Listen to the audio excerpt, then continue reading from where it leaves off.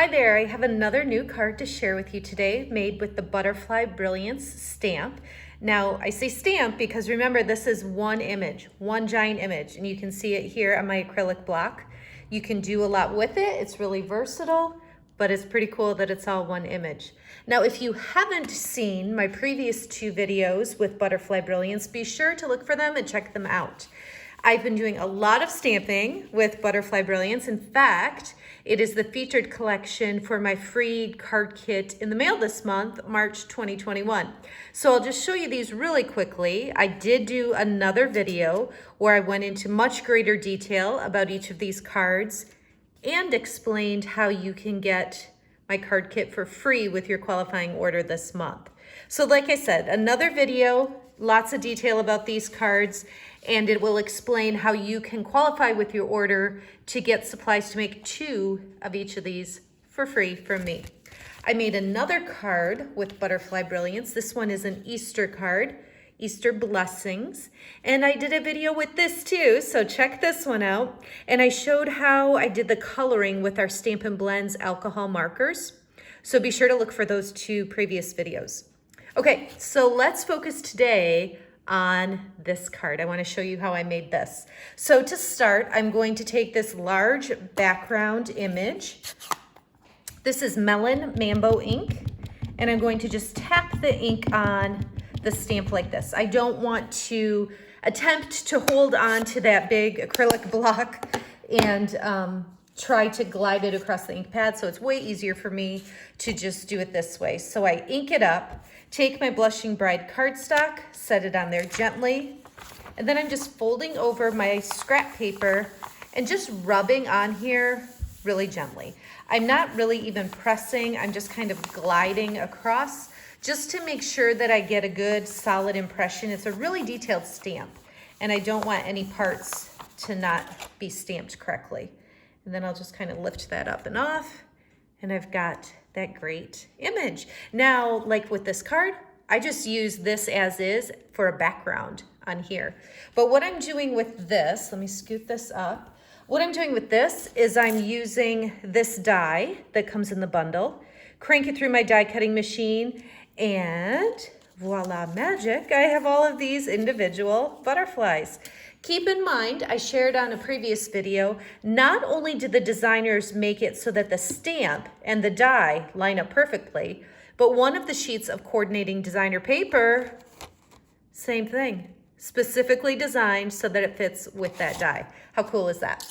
Okay, so like I said, stamp this, crank it through, all the little butterflies appear. This is a piece of 4" by 4" shimmery white cardstock. And what I'm going to do is set my butterflies on here kind of like a puzzle. I'm just, just arranging them on here how I might want them to look. Every time I do this, it's gonna look really different. Like, I think it would be tough to get two of them to look exactly the same. And the way I did it, I only used 5 of the butterflies. You can do all 6 if you want to, but this is just what worked for me for this card. So now I'm going to take my Stampin' Seal adhesive and just lift off. I'm gonna start with the biggest butterfly and attach that one. Oh, wait, this is how I had it. There I go. And then just do that with each butterfly and kind of get them in their place. Wait, I think I'm twisting things from how I wanted them. Sorry. Wanted that one a little bit straighter. All right, like I said, it doesn't even super really matter. They're all gonna look different, but just to kind of get them on here. And then once they're all attached, all I have to do, one more little guy here. All I have to do is take my scissors, my little snips, and cut off the excess to give myself some crisp edges. So I'll just chop off the extra cardstock that's hanging over the edge.